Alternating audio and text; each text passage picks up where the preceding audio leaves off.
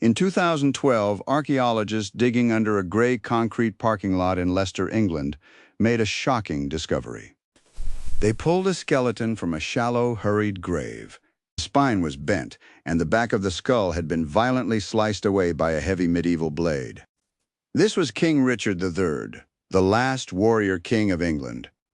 But how did a crowned monarch of the grand Plantagenet dynasty end up butchered like a common soldier buried in the mud without a coffin?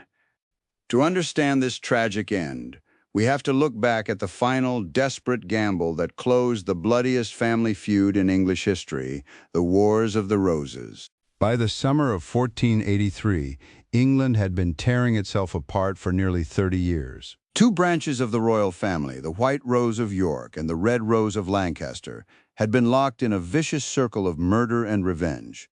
King Edward IV of York had finally brought peace. But when he died suddenly, the crown fell to his 12-year-old son, Edward V. The boy was too young to rule, so his uncle Richard of Gloucester was named protector of the realm. What happened next would cast a shadow over Richard's name for more than 500 years. Instead of protecting the young king and his 9-year-old brother, Richard had them moved to the secure stone chambers of the Tower of London. Then he declared the children illegitimate and seized the crown for himself, ruling as King Richard III.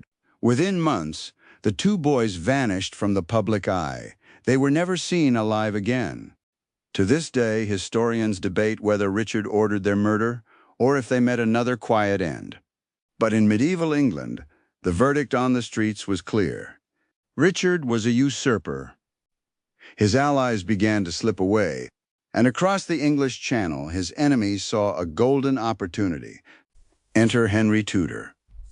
Henry was a young nobleman living in exile in France, with only a threadbare Lancastrian claim to the throne. Yet as the English nobility grew disgusted with Richard, Henry became their last, best hope, backed by French gold and a small army of mercenaries. Henry sailed across the stormy sea and landed on the coast of Wales. Richard, secure in his superior numbers and heavy armor, didn't panic. He gathered his massive host and marched to Leicestershire. The two armies finally met at a marshy basin known as Bosworth Field. On the morning of August 22, 1485, Richard stood atop Ambion Hill with over 8,000 men.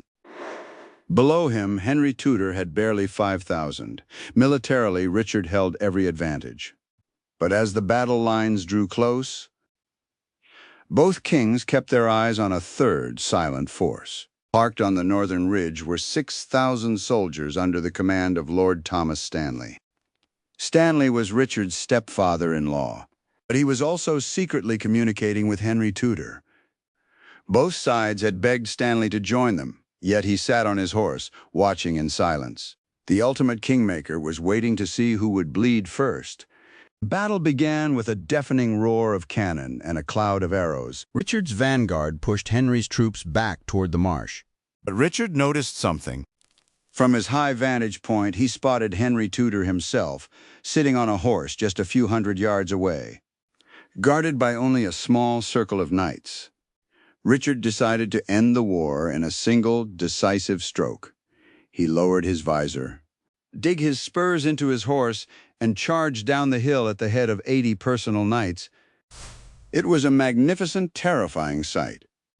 Richard's cavalry smashed through Henry's lines. Richard personally cut down Henry's giant standard-bearer and came within inches of Henry himself. But as Richard's momentum slowed, the silent spectator finally made his move. Lord Stanley ordered his men to attack, not to aid the king, but to destroy him. God forbid I yield one step. This day I will die as king or win. His horse was killed beneath him.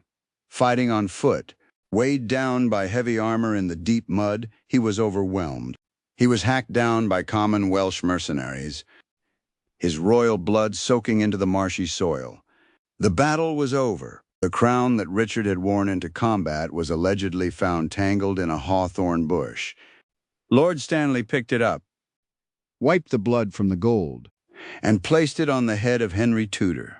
The crown had passed from a fallen king to a former exile in a matter of minutes. The Plantagenet dynasty, which had ruled England since the 12th century, died in the mud of Bosworth. For centuries, the details of Richard's death were treated as Tudor exaggeration, a villain's poetic end written by William Shakespeare. But in 2012, modern science proved the old chronicles right. The wounds on Richard's recovered skeleton showed he had lost his helmet in the chaos and suffered devastating blows to the head, consistent with being surrounded and cut down on foot. Henry Tudor's victory as Henry VII launched the Tudor Age, an era that would bring England out of the medieval world and into the Renaissance. To heal the deep wounds of the nation, Henry married Elizabeth of York, uniting the white and red roses into the single famous Tudor rose.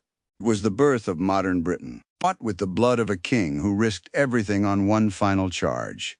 If you were Richard III, surrounded on that battlefield with your allies betraying you, would you have fled to fight another day? Or was a crown worth dying for? Let me know your thoughts in the comments.